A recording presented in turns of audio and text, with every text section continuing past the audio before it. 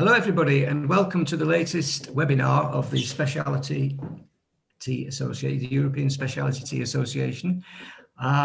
Good morning, good afternoon or good evening, wherever you are very welcome. We thank you for joining us, and we especially welcome anybody who is a member of our association, and we especially welcome everybody who is not a member of our association.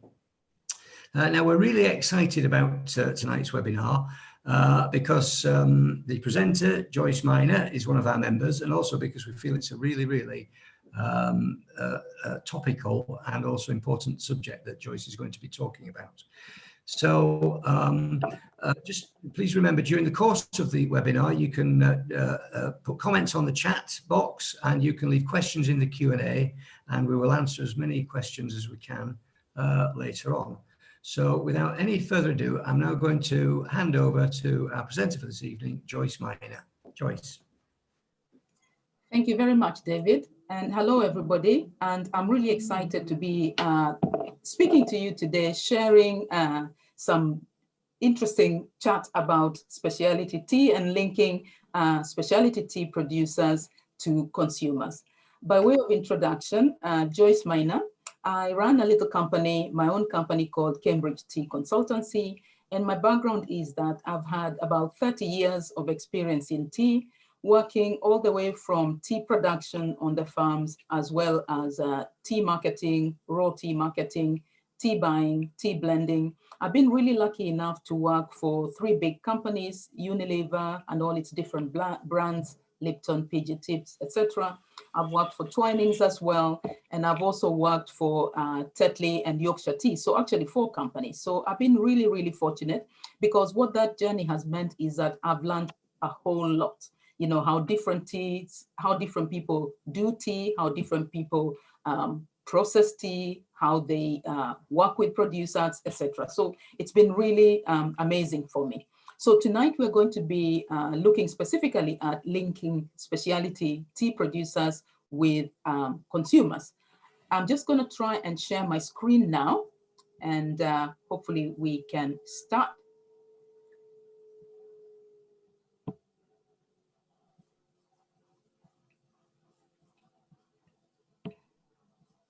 And I will put it on, let's have a look now. And hopefully you can see my screen. David, tell me if you can see it. Excellent. I believe you can see my screen now. So why the interest? Why is it that we think it's important to be linking producers with consumers? Well, this beautiful thing that we call specialty tea sits in a growing sector of the tea industry. Over the last year, we've been surrounded by news and noise around what's happening in the tea industry, and specifically about issues surrounding mainstream and standard black tea declining and struggling. So specialty tea is in a growing sector, growing double-digit in most countries around the world. So there's definitely interest there. And the reason why it's growing is obviously the consumers buying more. So there is, just on that, the reason for us to be interested in creating this link and understanding more about what's going on in the sector. At the same time, we know that specialty tea is growing off a small base.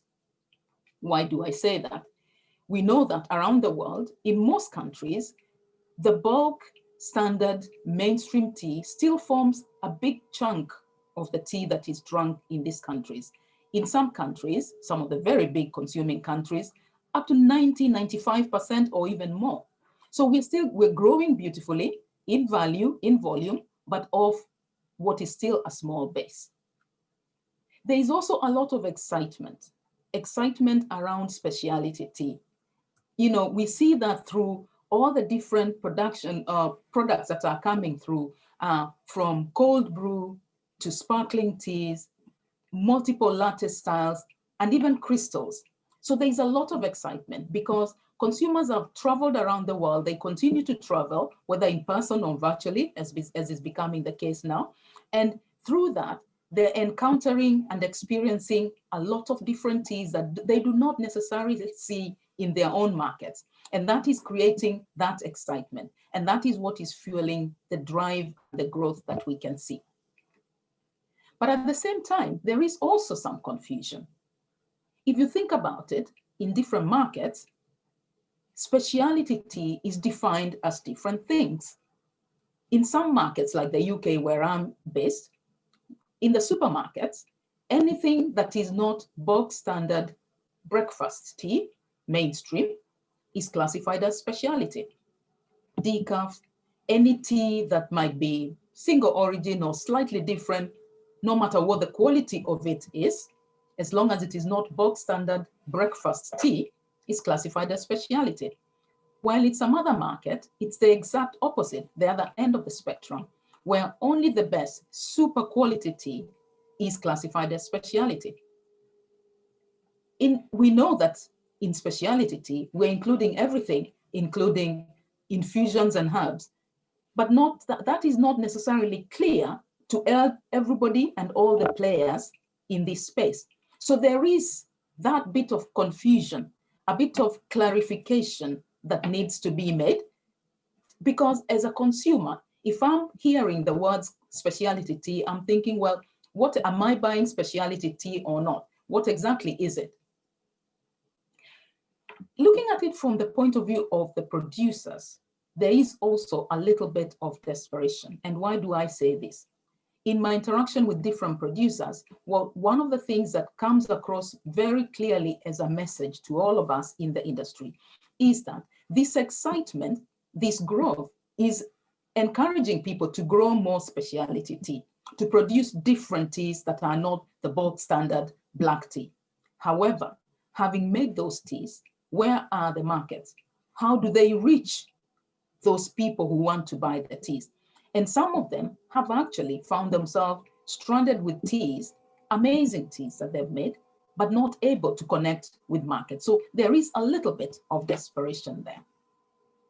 How then to start these links, and where do we start linking the two sides? Well, let's start by looking at consumers' desires. And specialty tea consumers are driven by exactly the same trends and drives that drive consumption and purchase in other categories: food and drink and otherwise, fashion, furniture, etc. They're looking for something premium and extraordinary. They're tired of the usual, the ordinary. They want to step up what I like to call the consumer escalator. They want to get off the bottom rung where the everyday is, and they want to go up to the next thing, something exciting, something that tastes better, something that offers them more. We know that within the specialty consumers space, it is heavily weighted around the younger generation, millennials, Gen Z. That is not to say we don't have people around my age or even older drinking specialty, but we know for a fact there are more younger people drinking this. And that is amazing, it's exciting.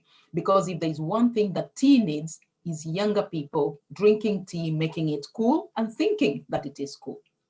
These young people are looking for experiences, something that is exciting visually and taste-wise and sensorially, but that's not enough, that it looks amazing too and it's Instagrammable.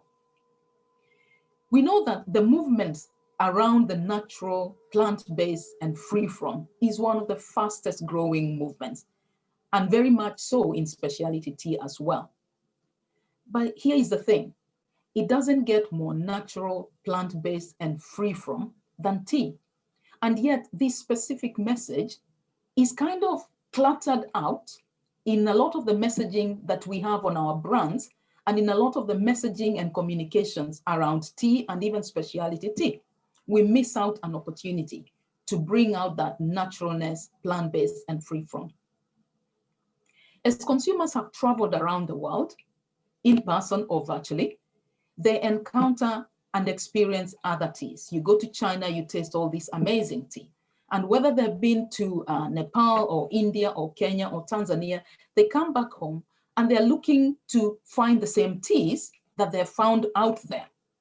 And this is amazing because one of the things that really works is that within specialty tea, A lot of the players are operating online direct to the consumer. And while this is fragmented in itself, and that poses a different set of challenges, it is amazing in the sense that it brings the world in to the consumer and brings the consumer in touch with products that they would otherwise not be able to experience. Exotic, different, as they've experienced in their travels around the world.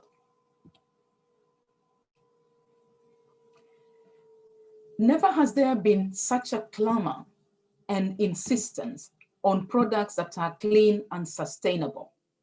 Consumers are looking for things to consume that are clean and free of things that they feel they do not want to ingest. In tea, of course, the first thing that comes to mind is pesticides. So consumers of specialty teas who are wanting something special and to pay more are looking for teas that are clean of pesticides. Not just that, but teas that they know that by buying and by consuming, they'll be doing good. So they'll be buying teas that are produced where the workers are looked after, the environment is looked after, and therefore they feel that that connection that they have, and we know that this is a time when all the consumers are really, really connected with what's happening in terms of saving the planet, in terms of being good to the world that we live in. They want to feel that that correlates with how and what they are buying and consuming, and tea is no different. They want to be up and close with the source of what they put in their bodies. They want to know, where does it come from? Is it authentic and real? Am I consuming this? And this, what this speaks to is that kind of connection with the producer, where that information about the authenticity, the real and up close pictures and stories about the producers are really important, because that is what the consumer is looking for. How can you convince him it is authentic from a specific area when he has no clue what that looks like? So bringing that to the fore and creating that link exactly does what what we're discussing here. Not just good for the planet, but also good for me. As a specialty tea consumer, I'm looking for a tea that does more than just hydrate me, more than just comfort me. I'm looking for a tea that gives me benefits, that gives me goodness, that I might be looking for something to relax me. I might be looking for something to energize me. I might just be looking for a tea that uplifts me. And all of that goodness in tea is huge. And there's a lot that is not said enough in the goodness of tea. Whether we're talking pure tea or we're talking about tea blended with infusions or other things, teas are full of benefits, and we all on this forum know that. How much do we connect that between the consumers and the producers? That's not all that the consumers want. They are also looking for products that they want, because there's a lot of choice. There's a cluttering of products, a lot of choice. Within that, the consumers want to select or will select the products that they want. They want those products that answer the needs that they have, or are so novel, so new, that they create new excitement. But on the other hand of that equation, how does the producer know what the consumers want if there is never a link between them? The information tends to go through the links. All of us who are neither the producer or the consumer, we're in the middle, myself included, and we tend to be the ones passing the information between the two groups, which is fantastic, but it's about creating shorter links, shortening those links, filling that gap, closing that gap so that the consumer and the producer come as close as possible, so that that transfer of information is very clear. They want product information. And we've seen the growth of the likes of blockchain, other information gathering systems, which are seeking to find the entire chain of information about products. Why? Because consumers demand it, consumers want it. They want real photos to see the faces of the people making their tea, to see the farms where tea is made. Some people have gone as far as being able to provide real-time information that shows tea growing in their areas or other products, coffee, etc. And that is amazing, because that is how close the consumers are looking to be next to their teas. They are also looking to pay a good price. Yes, they want to pay, they're ready to pay more than bulk standard tea. However, what is a good price? A good price to the consumer is a price that represents the value that they see in the specialty tea. How special is it? I am willing to pay that extra for that special product. But for the producer, that good price means it's a price that can cover all their costs and leave them a livelihood, enable them to have a life over and above paying for the cost of producing the tea. And as you make more special, more premium, more exciting, more amazing teas, so does your cost go up. Your costs become more amazing. Your costs increase. And therefore, that good price and balancing those is very important. And in fact, for the consumer, beyond that, within that good price, they are looking to see that the extra they're paying is actually going back to the people who produce the amazing teas that they drink. On the other hand, we have the producers, and the producers' needs include, first and foremost, increasing their income. Surprise, surprise. We know that the prices of tea have not been very high, generally speaking. Yes, within specialty tea, it's a lot better. But as I said earlier, the costs also increase. Therefore, they need to increase their income so that they can not just survive, but they can have a life.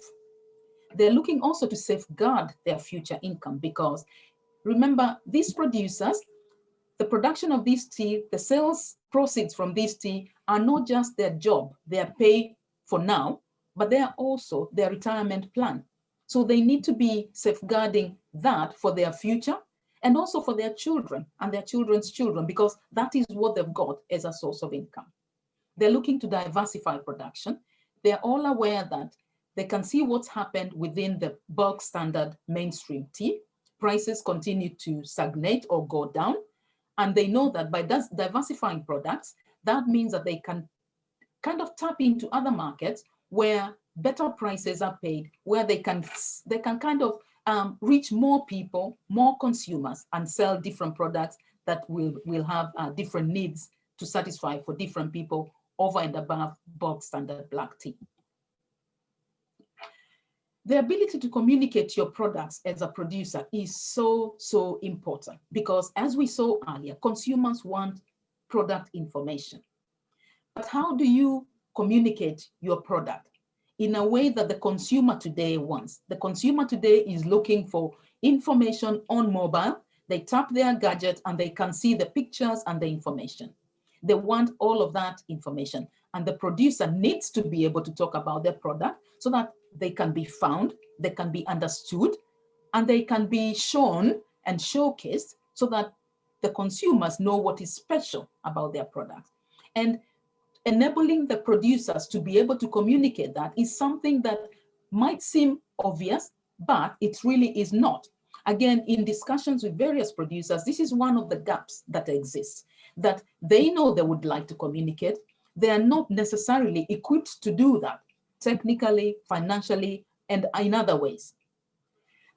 We know that in the world of specialty tea, the teas are made in small batches, and there's a desperate need for infrastructure to sell and ship small batches.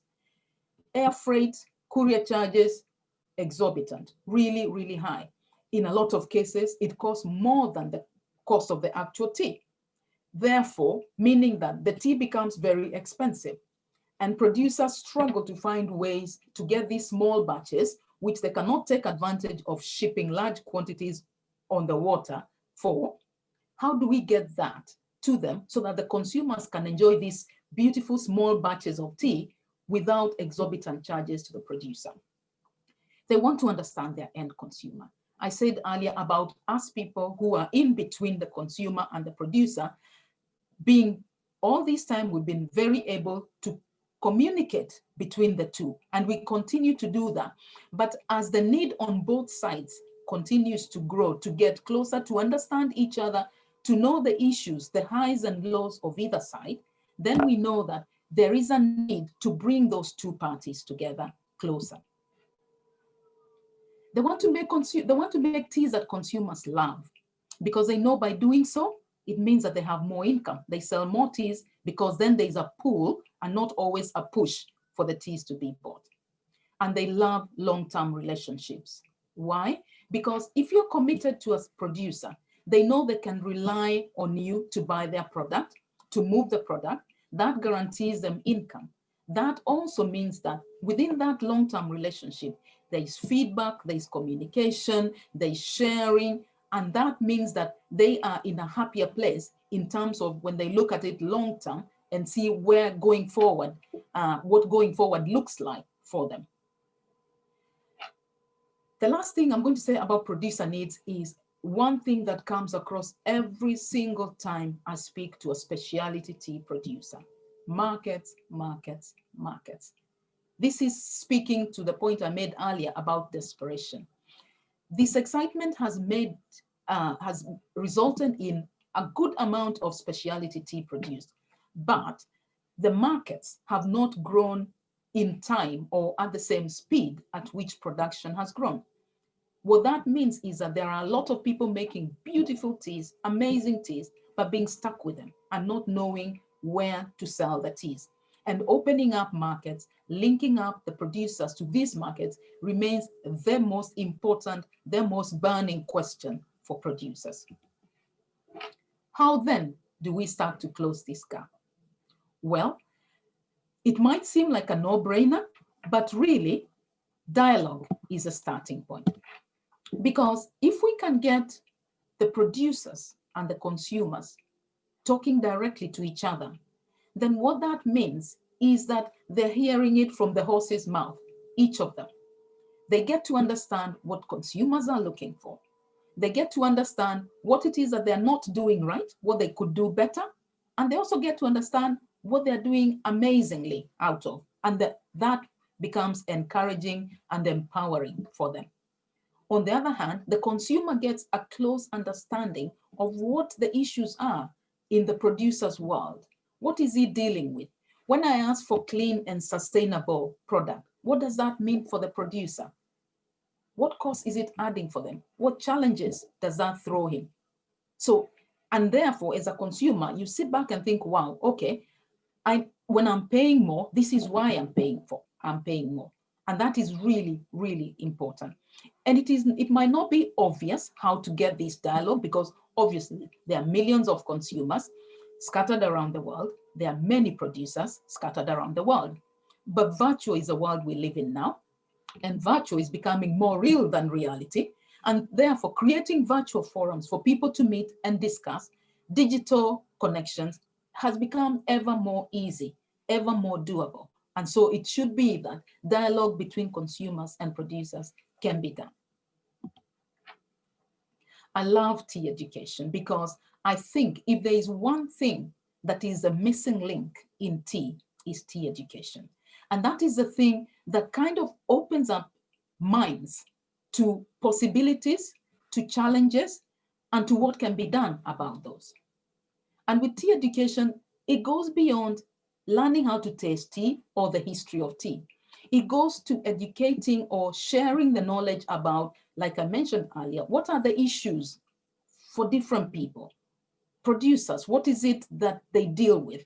For middlemen, for all of us who are in the middle, how can we do this better and bring the two sides together better?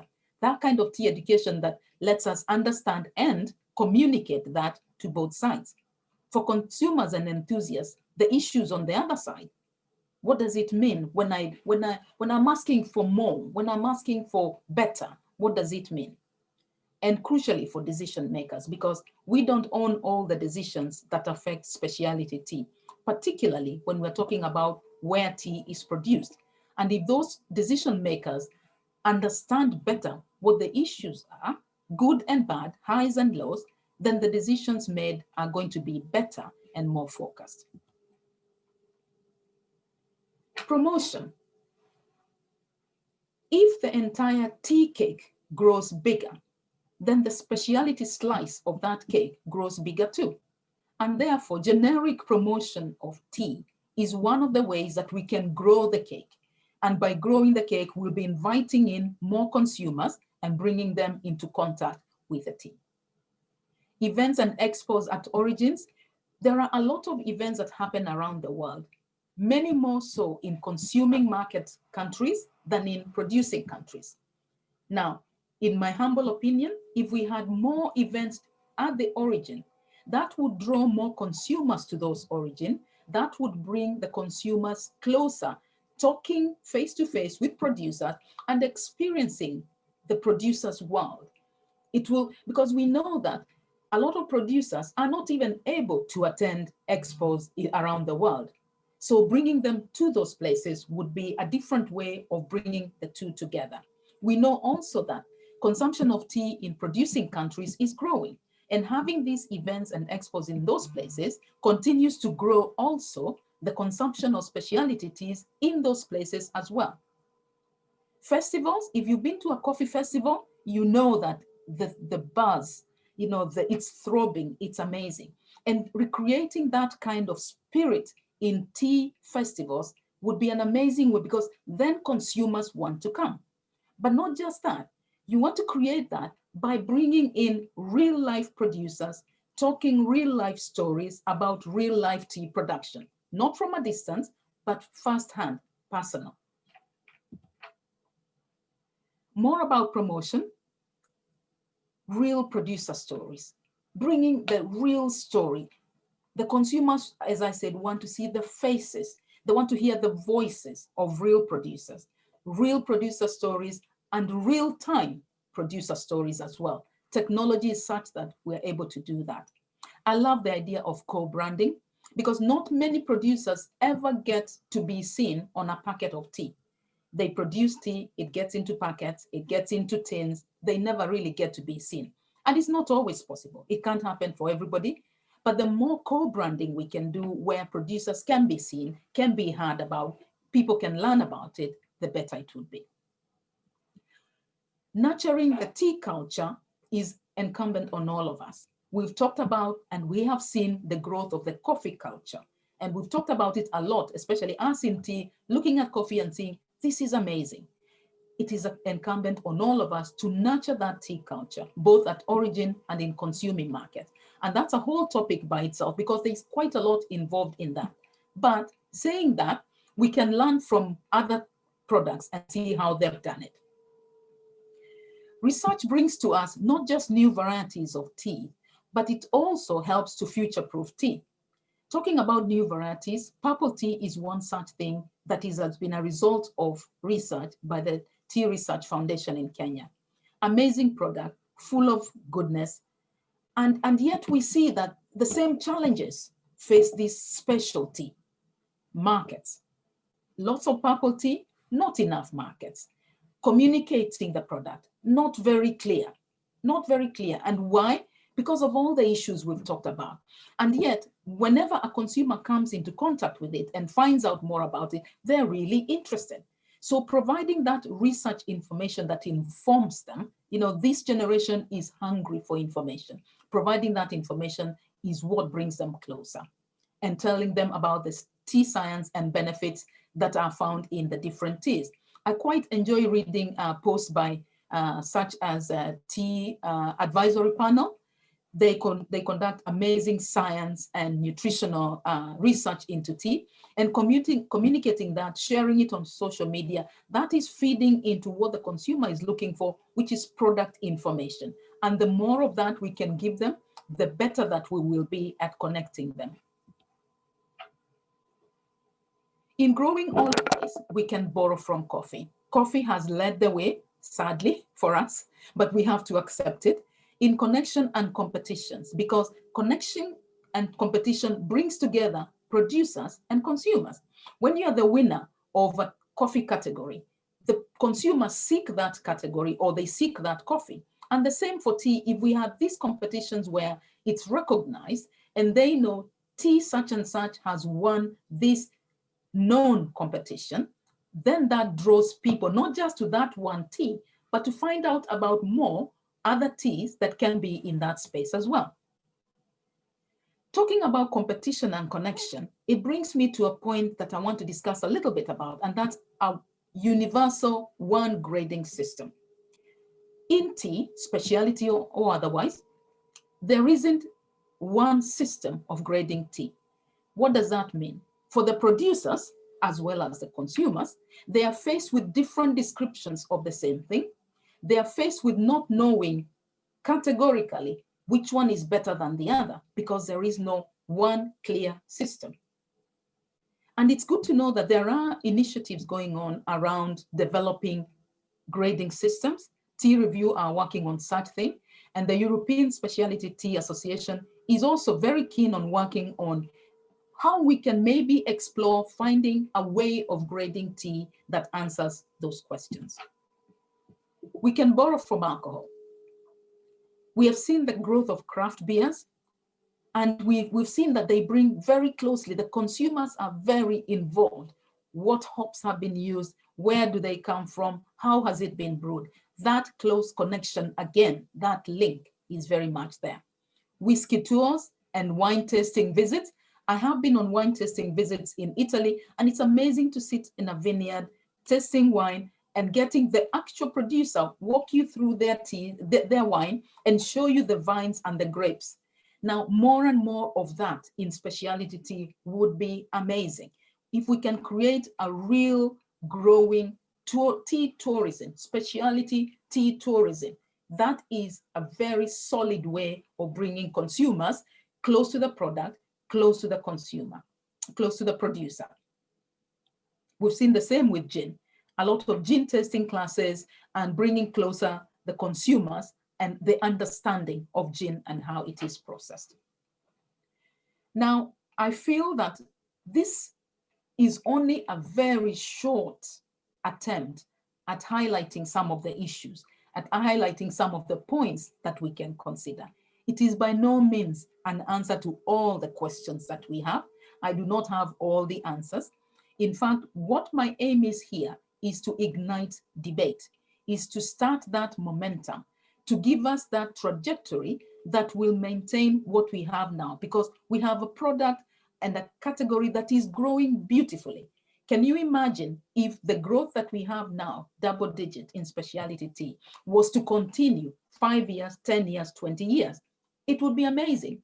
So much that it would almost flip, and specialty tea would be the bigger thing and not mainstream standard tea. So in order to do that, we need to create that cohesion, that togetherness, that community. And the result of doing some of the things we've talked about, plus of course the many ideas that are there within the community, is what would help us get there. Empowerment for both producers and consumers, feeling that their ideas have been taken into consideration and they understand what each other needs, what each other goes through, what each other wants. For specialty tea to remain relevant, not just now as a buzz, but in future as a love, creating that love for specialty tea that lasts longer than just a buzz, it's really important to be engaged with the consumer on an ongoing basis. And that can only happen if the two are linked together. And lastly, but not least, reward. It would result in reward for both people. Consumers happy that they have got to engage, they know where their product comes from. They have been listened to, and in fact, maybe they have co-created with a producer because they've shared ideas of what they like. And on the other hand, a producer who feels recognized, who feels rewarded for a good tea that he has created, a producer who is able to cover not just the immediate cost, but to also ensure the future of his tea farm. So in my humble view, is that we would then begin to create that community. I love the word community because I like specialty tea is not just the product. It's an idea, it's a product, it's a community, it's a movement. And that can only be created and enhanced and grown through cohesion and through connection and linking of the two. That's all I've had for today. I'll be happy to answer any questions. And thank you so very much for listening to me.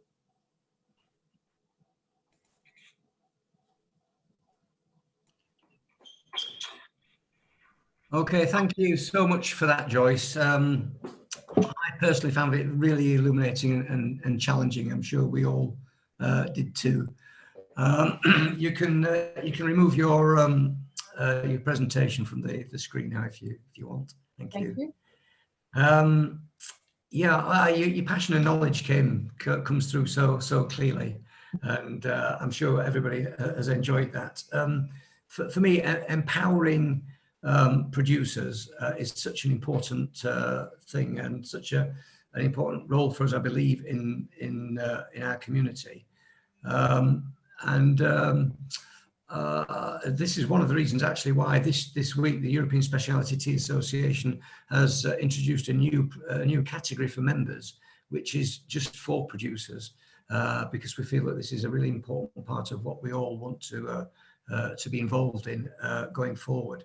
The really most important thing that spoke to me about what Joyce has just said really is that you talked about infrastructure.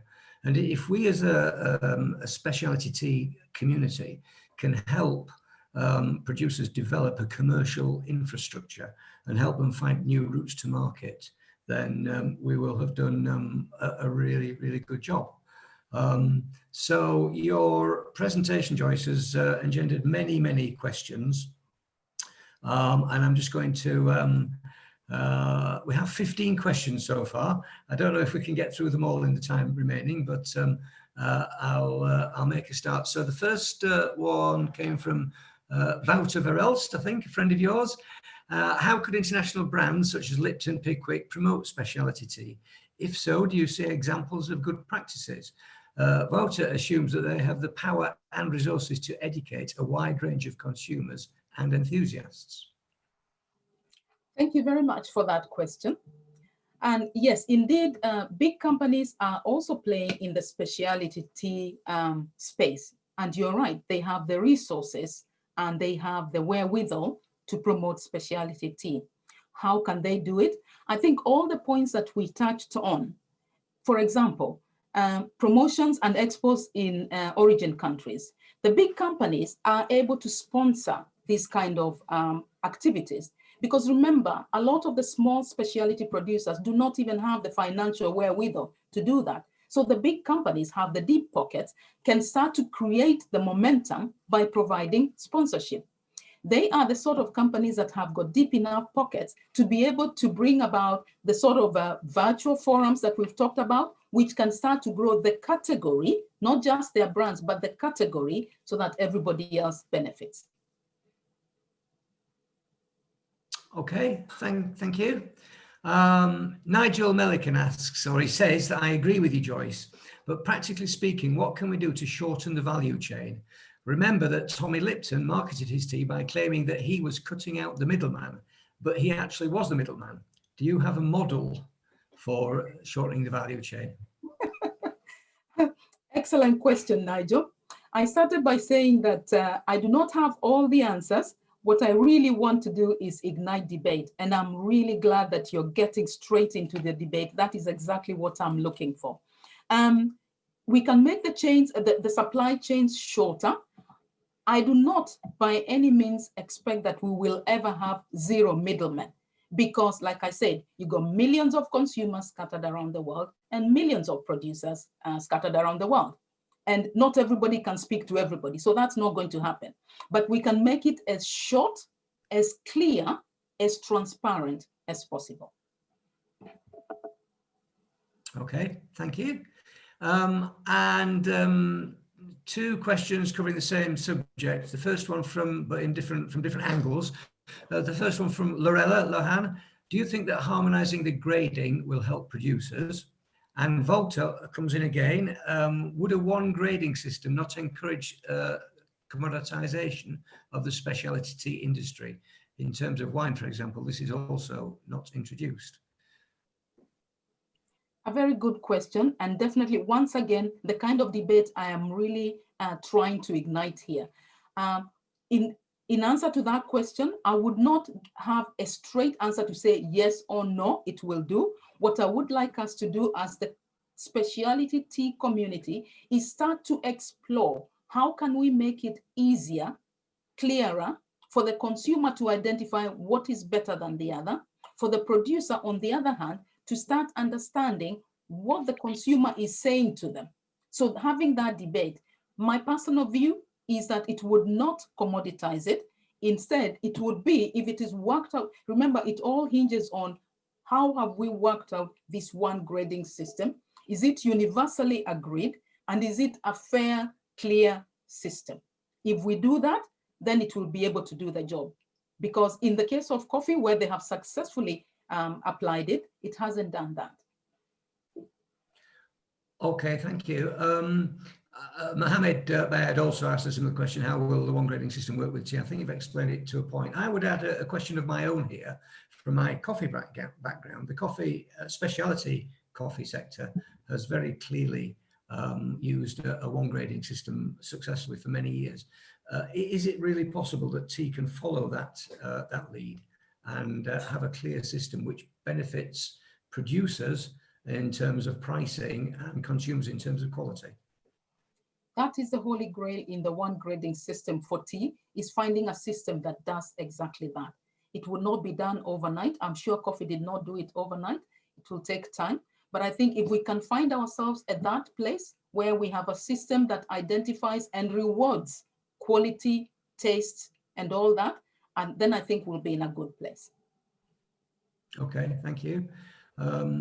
There's 2 or 3 other people have come in on the same subject. It's obviously a very, very hot and topical subject for many people, quite rightly too.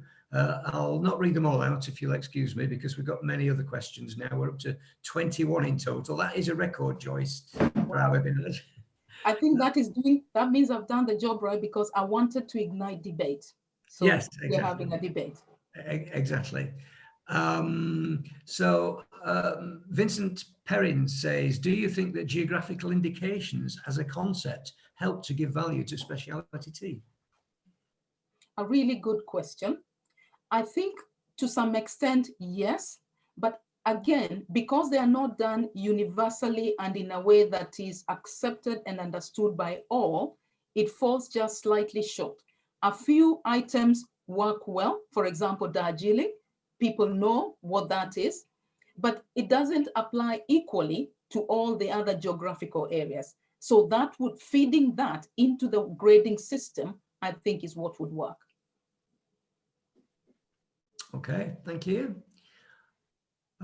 Changing subject, really. This is another good one, which I think we could talk a long time about. Marjolaine Raimakas, I hope I pronounced that well, Marjolaine or Marjolaine. Apologies if I haven't. I really love Joyce's definition of specialty tea, including community and movement. Could she please repeat it so I can write it out to remember and look back on? That really depends on whether she can memorize her presentation without being able to refer to it. Absolutely, David. Absolutely, David. I speak sometimes off the top of my head as the words come to my mind, and that is exactly what I did on that space. But what I was trying to encapsulate in the definition of specialty tea is that it goes beyond an extraordinary product, something that is over and above the normal, regular. It's special, it's premium, but it is also an idea, it's a movement, and it's a community. Okay, can I maybe ask a supplementary question on that subject? Do you think that or how important do you think it is for us to agree on a definition for specialty tea, or is it always likely to be just a debating subject that allows us to investigate more and more about what we actually believe about specialty tea? Mm-hmm, mm-hmm. A really good question, David. And my personal view is that some sort of steer, a clear definition, I think is important. The reason being, as I said earlier, there is clear confusion. And confusion, I don't think, is a good place to be. So I think there needs to be a definition. And if we start to go down the route of a universal grading system, that could very well give us the tools with which to define what that is. There won't be total. There's other things that come to defining it, like geographic indicators and all of that. It's all that sifted to build a refined definition that then is clear to the consumer and the producer, so that as a producer, I will know if I am making a specialty tea or not. Right now, I'm not sure they do. Some have talked to me and said they're making specialty tea, and when you taste it, you think, well, it's really not. So there is confusion. Yeah, of course, that I suppose comes back to the grading system once again. And, you know, I guess there's probably a balancing act here between subjectivity and objectivity, really. Because, yeah, if we can get a grading system, that's absolutely fantastic. But then the other side of that is, you know, the things that you talked about speciality, about it being, you know, passion and you know, all of the exciting things about community, you know, moving things forward in terms of innovation. You know, there's two sides of the same coin, I guess, there, aren't there? Yes, they are. Absolutely, they are. Yeah, okay. So, Ajit Madan, hello Ajit, says, to help make specialty tea more cool, tea houses need to also deliver tea in a more contemporary way, in the way coffee has created the wide range of ways to brew coffee. Do you see new technological developments coming to the market? Very good question. Absolutely. I think innovation is there, absolutely. And a lot of times the innovations and the new delivery systems are taken from other products. For example, nitro coffee, nitro tea is happening as well. We've seen sparkling teas, so that is happening as well. So there are all sorts of things coming, you know, cold brew crystals, that is also happening. So there are different ways, there are different formats and different delivery methods coming in for tea. As they continue to come in for other products, they will continue to come in for tea as well. Okay, thank you. Going back to producers once again, David Kumura asks, how do we empower producers with skills required to develop business models that enable them to produce what their customers want, not only profitably, but sustainably? That's a big question. Excellent question. A very big question, but what an excellent question, because that speaks to all the needs we talked about that the producers have. And for me, there are different ways of addressing that. There is not one simple straight answer, but all the things that we called out, tea education, for example, comes to my mind. That is one way of educating, because a lot of times tea education tends to zero in on tasting and history. And yet there's all these things like what David has just outlined that can be built into a program of educating, sharing knowledge with farmers, producers, that actually helps them with the real needs that they have. Like we talked about communicating about their product. They know their product, but communicating it in a way that the consumer is looking to hear it is something different. So using tea education for that, I think, is really, really important. And also the other way to do that is we who sit in the middle, everybody on this forum who is not either a producer or the consumer, we are in the middle, myself included. We are the link. For me to say again, we are the link. And I'm not for you know, any minute suggesting that we take out the middleman. No, because it can never quite work without the middleman. But what I'm saying is that we need to make that link a lot closer and narrow that gap and be the ones who communicate what David has just asked. We have that information as the middleman because we understand the consumer, we understand the producer. Is transmitting that across the two. Okay, great. Thank you, Joyce. I've got a note here that Alexis would also like to come in here and provide an answer to that question. You're muted at the moment, Alexis, but do you want to come in here?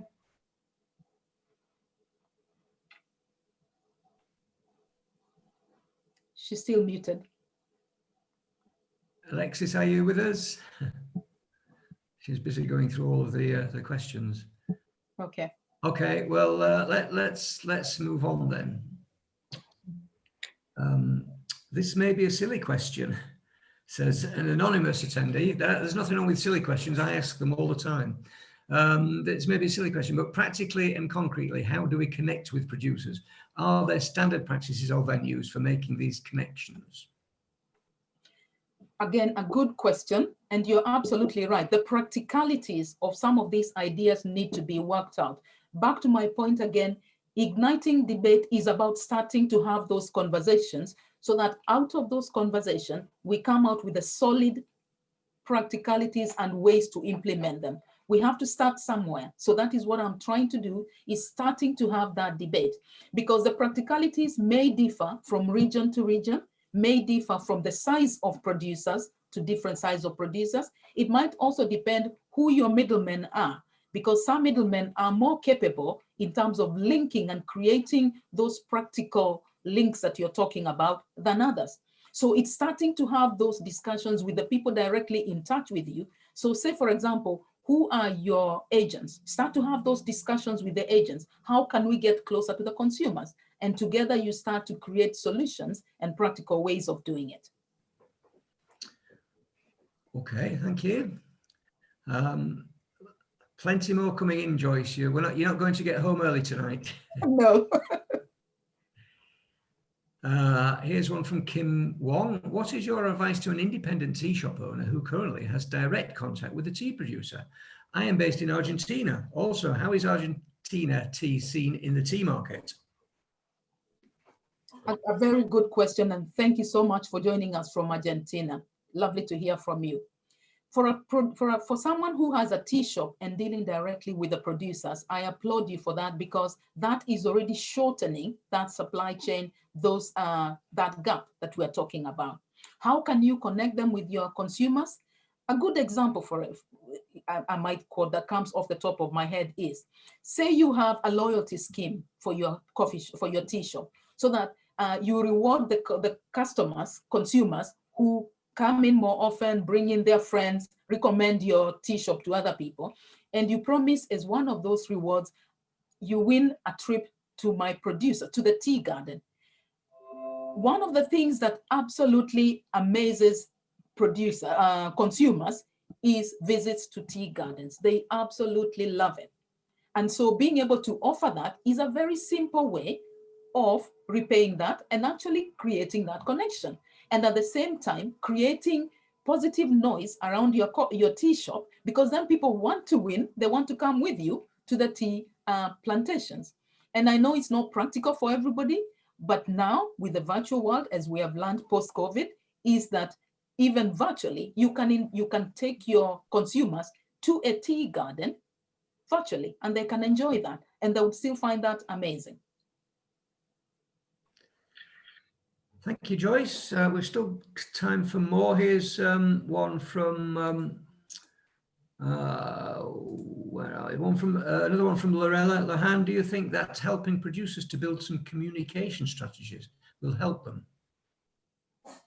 Oh, absolutely, it will help them, because we know that that is a need they have. Certainly, I know from producers who have told me they would like help in communicating. They would like to know how to articulate their products. For example, a lot of those producers are not trained formally, because again, this is another thing that's missing in the tea industry. Single way of training people. Everybody gets trained by whoever they end up working with. So there's no uniform way of training people. So they haven't been trained. They don't know how to describe that. They know they're producing good tea. They know quality when they taste it, but how to describe it, even just as simple as that, is something that they need a little bit of help with. Not all of them, but some of them do.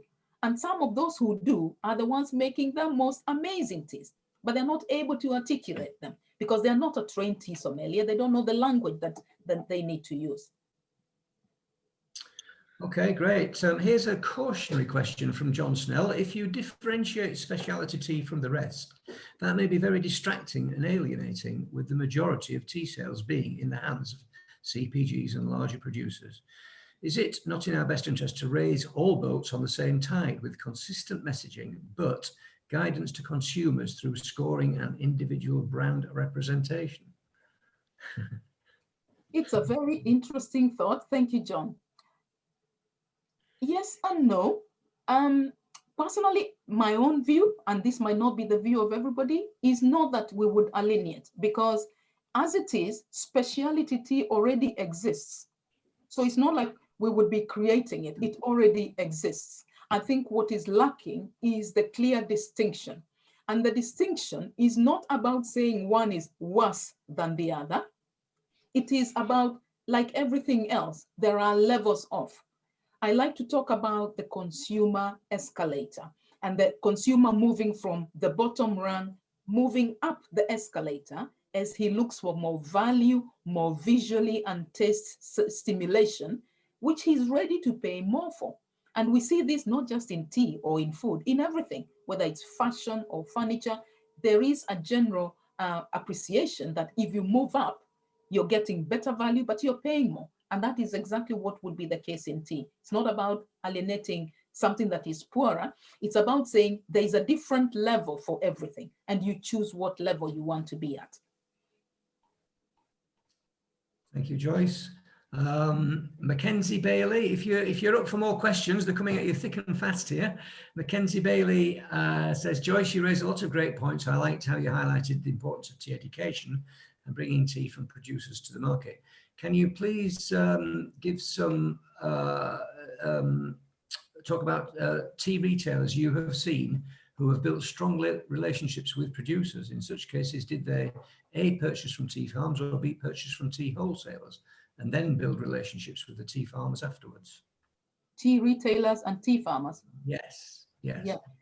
There are tea retailers and tea farmers who work very closely together. So again, not everybody is at the same level, but I do love to see when retailers work very, very closely with farmers and produce tea that is sourced, and they name who they're buying from, because I think that gives the producers a face. It gives the producers a presence, because like I said earlier when I talked about co-branding, very often producers don't get seen at all. They produce the thing that is exciting people, that is earning us all a living, but they don't get seen or heard. So it's about putting them in front.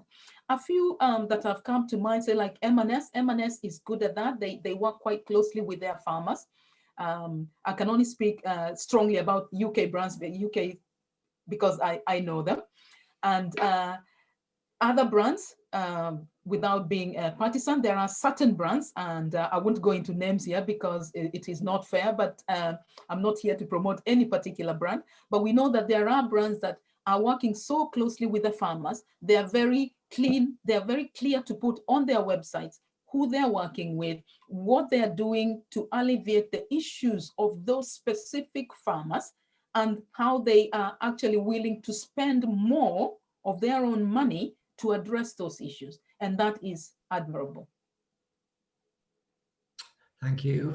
We're running towards the end of our time now. We've got time for just one more question, although it's one that could bring lots of different debate here. You may not even want to answer it, but I'll ask you anyway. It's from Nigel Milliken again. Do you agree with me that fair trade is a scam when the producer only receives about 1 to 2% of the premium that the consumer pays for the logo on the pack?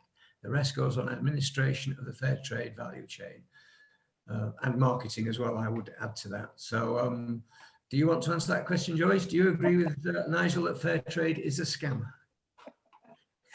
Thank you, Nigel. Trust you to ask the most solid questions, but they need asking. I completely agree with you in terms of debating what it is that the certification programs that deliver to the consumer and what they deliver to the producer. This is exactly the kind of debate I am pushing for us to have. Remember, when we talked about the consumer's needs, we said that the consumers are looking for sustainably sourced tea. Of course they are. Of course they were. Never has the consumer been more sensitive about the planet, about people, and people being looked after and the planet being looked after. So of course they want that. But on the other hand, what cost does that come at to the producer? And how do we make that work? How do we balance that equation? Now, if a certification program, whichever one it is, means that to deliver the consumer what he wants, you're going to squeeze the producer to the extent that it does not make any commercial sense for him to adopt that certification program.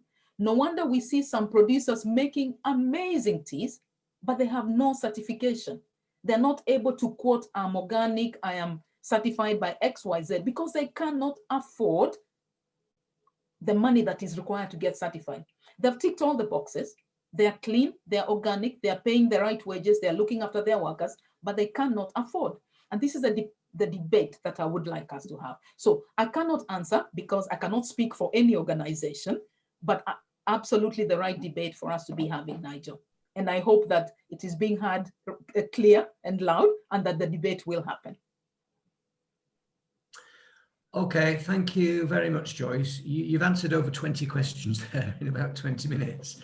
And we've been all over the place, and you've covered such a lot of ground. I feel we've probably had enough content in this one webinar to have lasted 4 webinars. It's been really enjoyable for me, and challenging and instructional, and I'm sure everybody agrees. So thank you so much for that. Thank you everybody else for being with us tonight in the UK, or this morning, or wherever, or this afternoon, wherever you are in the world. This webinar in the next 2 or 3 days will be posted on our website. We'll be there for everybody to view for 2 weeks, and then it will be available to members only after that.